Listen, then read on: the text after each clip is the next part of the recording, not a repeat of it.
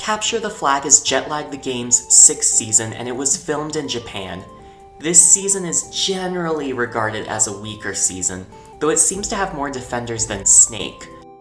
I would call this game almost good. Almost. It's a very complex game, and the complexities add up to make something overwhelming on a first viewing. The thing about this game is, while one element generally works fine on its own, there's just so many elements and variables that it can be difficult as a viewer to watch. I remember first watching this season in 2023, and I, and a lot of viewers, had a lot of trouble following the show. However, these days I think of the game as much easier to follow. It's not because I've gotten smarter over the years. Rather, I've just consumed the episodes so much that the rules of the game feels much more natural to me. Granted, I am often listening to episodes while I do something like animate Hazel the Dream Queen, which you should all definitely watch after watching this. But if I were to watch the whole season again, paying full attention, what parts of Capture the Flag would really shine? Which parts would not work out as well? What could be done to fix Capture the Flag? I will also say right now that there are some aspects about this game that I don't necessarily agree with the fan consensus and or the creators' opinions on. Stay tuned, hot takes are coming.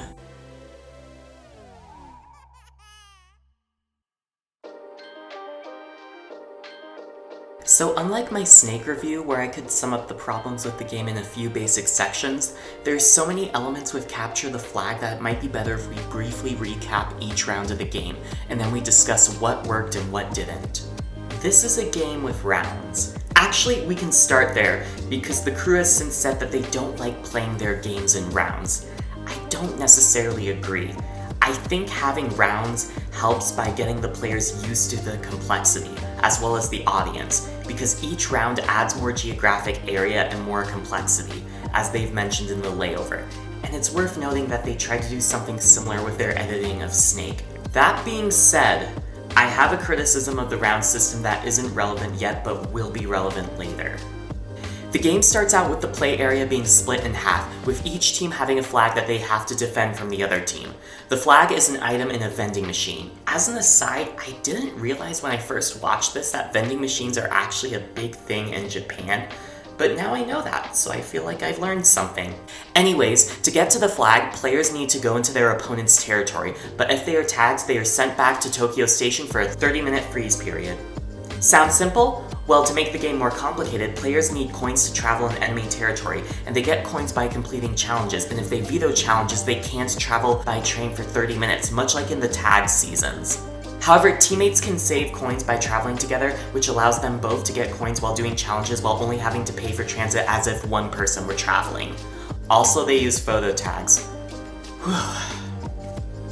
Round 1, which takes place in Tokyo and where each team has one singular flag, has Ben go towards Sam and Scotty's flag, and he does challenges while making his way there, following the challenge structure I talked about in my Snake video.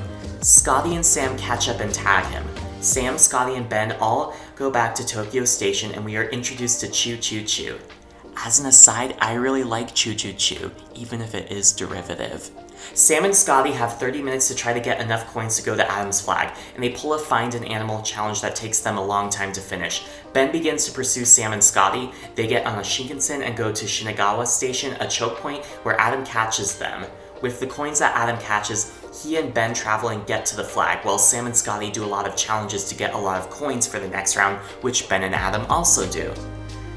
As I've said before, the game up to this point has done a good job at maintaining a travel challenge loop. But because both teams at the end of the round now have a large coin balance, they're not going to need to do a lot of challenges. This throws the travel and challenge loop out of balance, because the next round of the game is so challenge light. Or it would be, if not for the towers. Round 2 makes some changes to the format, most notably by adding towers, and when one team puts down a tower, opposing team members are affected in some way. And, hot take, I love towers. However, it seems like a lot of Jetlag fans don't like them. I don't get it. I think they make for a lot of the most memorable moments during the season, and I'll even go as far as to say I wouldn't mind seeing them again in Tag. Watch my video on Tag. That being said, another change this round makes is adding more play area to the map. In this round, players need to capture 2 flags. I'm going to use this Reddit post to help explain my issues. Basically, the non-Tokyo flags are mainly reachable by Japan's bullet train, or Shinkansen. However, because there are only a few of these train lines, mostly running along the east coast of the country, and because these trains are so powerful that they effectively make choke points on the map, it becomes pretty hard to capture these flags. In fact, round 2 is the only round where anyone manages to capture a flag that's not in the Tokyo area. Furthermore, as the Reddit post explains, players are basically only going to a place, getting the flag, and going back to Tokyo, making the game very Tokyo-centric. Whereas a game like Tag has players trying to get towards different locations, resulting in a very open-ended game, capture the flag is much more limited. Though I do want to say, if there was a Shinkansen on Japan's west coast, I could see this game playing a lot differently, because there'd be more incentive to go there. Though to be fair, Scotty does go on a slow regional train this round, and that's cool to see. Look at this shot! It would incentivize players away from Tokyo. It would be interesting to see this game tried somewhere else, say Italy. The Tokyo flags don't have this problem as badly because there's so many Tokyo metro lines that there's a lot of ways to get the flag across the line. It makes me think that Capture the Flag would make a much better minigame than a full season, and I think their recently released minigame proves it. And this is all going to be a big problem in rounds 2 and 3. Anyways, this round starts with Adam and Ben making the decision to go for Sam and Scotty's 2 flags separately, while Sam and Scotty decide to travel together to go for Adam and Ben's far flag, ignoring the closer flag. Because all players have a good amount of coins, they're able to make these offensive, aggressive moves. However, this in some ways messes up the challenge travel loop. Sam and Scotty go to Sendai, Japan, but because they have a lot of coins, they don't need to do a challenge before they travel back, meaning we don't really get to see Sendai. Their flag, by the way, is soy sauce with a fish in it. Scotty also gets exhausted running to get back to the train station, beginning this season's motif of Scotty suffering. I guess this is a good time to say that I think that Scotty is probably the most underrated guest in the show's history. What I appreciate about him is how enthusiastic he is about the game, even though he is tiring himself out while playing it. Meanwhile, Ben is able to get to the near flag very easily and move up to the Shinkansen to block Sam and Scotty at Omiya Station. Scotty and Sam split up, with Scotty taking the flag west, while Sam waits. This leads to a standoff where Sam and Ben basically wait for hours so they can stall for time and allow Scotty and Adam to both do the work of getting their flags over the line. This probably is a good time to talk about trackers. In my Snake video, as well as the layover episode I was discussing, I talked about how both teams not having trackers led to a lot of time being wasted. A similar thing happens here, except with both teams having trackers. They mentioned in the layover how having all players have trackers on each other led to standoffs like this.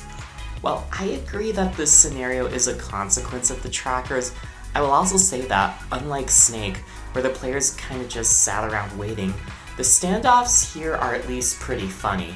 The fact that Sam and Ben tweeted at each other during filming before fans knew even what was happening was also amazing hype for the season back in 2023. Now is also a good time to defend the towers! That sounds cool. Because there aren't any challenges in this round, except for when Adam needs some coins to get back, the towers in a weird way fill that void. When Sam finally goes to Omiya Station, Ben puts down a pizza tower, which forces Sam to go off the train and look for pizza, and a trap tower, which freezes Sam in place for 30 minutes. I think this clever use of towers makes the game much more fun. The humor in this situation is enhanced by the fact that Ben doesn't tag Sam immediately, because he wants to stall Sam so Adam can return the flag, and they just sort of hang out. It's so fun to see. Again, the crew has said that this was one of their favorite games to play, and you can really see it play out here. Eventually, Ben does tag Sam, but Sam then tags Ben back later, right before Adam returns the flag. During round 3, there are now 3 flags and the whole country is in play. Because this round is worth 3 points, Sam and Scotty need to win it so that the game ties and goes to a tiebreaker round. This seems like as good a point as any to talk about the round system. There are a lot of people who think that the points should have been based on flags captured and not rounds won. I can see the issue, since, spoiler, Scotty and Sam are going to win this round while only scoring 1 flag, whereas Adam and Ben won the other 2 rounds by capturing all the flags they needed to win. It can feel a bit unsatisfying. Now might also be a good time to talk about the multiple POVs. The crew have said that having 4 players in different locations got confusing and chaotic. I personally like that there are multiple POVs. It can lead to fun shots like this. Ben, don't get on. I think he's on the monorail. You think he's on the monorail? Scotty's on the monorail. Scotty's on the monorail. Oh my god, okay, I gotta get out of here. Get out of there. Scotty's on the monorail. Okay. Okay. I can definitely see how it can be hard to follow at first, but I think this is a season that rewards multiple viewings. They tried doing 3 POVs in the Tag All-Stars season, and that seemed to work out fine, so maybe they'll try it again in the future.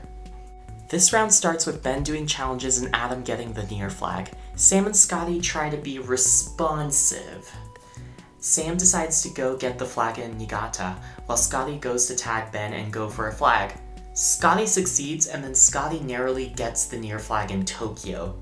Adam gets a chicken intestine stew, and then he has to do a dress up as Hello Kitty challenge to get back. And in one of the funniest moments in the show, he does this by putting a pink tampon wrapper on his head. Also, he could have gotten double on a Great Wave Challenge. Now would also be a great time to talk about another funny moment, where Scotty got on a women's only train, as described on the layover. Oh, by the way, the layover episodes from this season are excellent. You gotta check them out. Sam tries to get past Adam in one of the show's greatest moments. Again, the fact that both teams have trackers leads to a standoff, but this time, Adam and Sam use their knowledge of the train system to keep the episode very entertaining. In fact, Sam would later call this moment one of his favorite days of playing Jetlag, and a day that he considered him and Adam to be playing at their peak. You see, Sam basically has 2 escape routes, and he can basically go on a Shinkansen South or take a local train. Adam can block him either way, but Sam realizes that he has 1 minute where he can see if Adam decides to pursue him or not, and in that minute he can decide whether to go south or go west. I know this is hard to explain, but it's really smart. However, Adam ends up discovering this plan, and he pulls 2 towers, including another trap tower. Adam places down the tower and freezes Sam at Urasa Station. He enjoys his time being frozen. What really makes this moment work for me isn't just that Sam develops a very complex plan, but the fact that Adam figures it out and manages to stop him. I think this moment also justifies the tower's existence. The game is enhanced by having extra ways to either protect yourself or stop your opponent, as shown here. As a bonus, we even get to see them pass each other. Sam decides to try to avoid Adam, but ends up getting stranded at Yairo Station, which has now become a favorite spot of fans. Adam eventually catches him and Sam loses the flag. Meanwhile, Ben does some challenges and heads towards a flag in Kofu. Ben has a strategy to draw a lot of towers to make the area inhospitable. Scotty draws a pizza tower, forcing Ben to find pizza, and Ben draws a mud tower, forcing Scotty to walk sideways. The area gets tower heavy. Again, I argue these towers enhance the game by adding a fun, silly element to it. Read the comments of the video on YouTube to get what I mean. Scotty catches Ben, which ties the game 1-1, but because Sam got his flag a decent distance, the tiebreaker is in Sam and Scotty's favor. To keep this lead, Sam and Scotty focus the next day on double defense. They both successfully managed to block Adam and Ben from getting any more flags, but because they didn't get any extra flags themselves, it can understandably make their win look a little unearned. If we're judging by total number of flags captured, the game would have been 4-2 at this point. Now, there is an alternative timeline where maybe this could have turned out better. I mean, even if Sam and Scotty took the last bit of the game day to make one more run for the Niigata flag, while Ben and Adam tried to get to the far flag, and if Sam or Scotty successfully got the Niigata flag, I think it would have been a more satisfying win. And the fact that Ben and Adam keep on getting tagged keeps the game in the Tokyo area. The fact that players lose their coins when they are caught makes it much harder for Ben and Adam to leave. It wasn't as much of an issue in previous rounds because the players basically kept giving the coins back and forth, but now the lack of ability to keep coins is keeping Ben and Adam from leaving the Tokyo area. Not that there weren't fun moments on this day. As an example, at one point Ben and Adam hide in a museum and Sam enters the same museum to tag them, but because it's so dark, he cannot see them. There is a very fun sequence in Odawara Station where the two teams keep dropping towers on each other. Plus, it's fun to see Sam and Scotty troll Ben and Adam.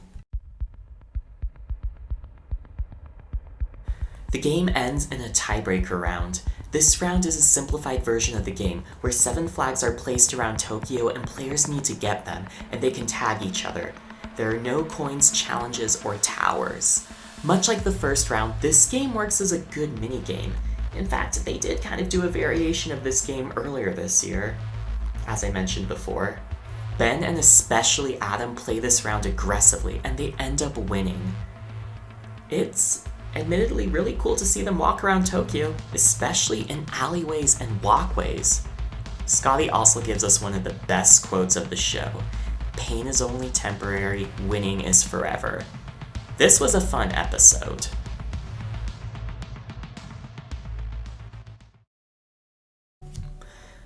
As I mentioned before, there's a lot to this game.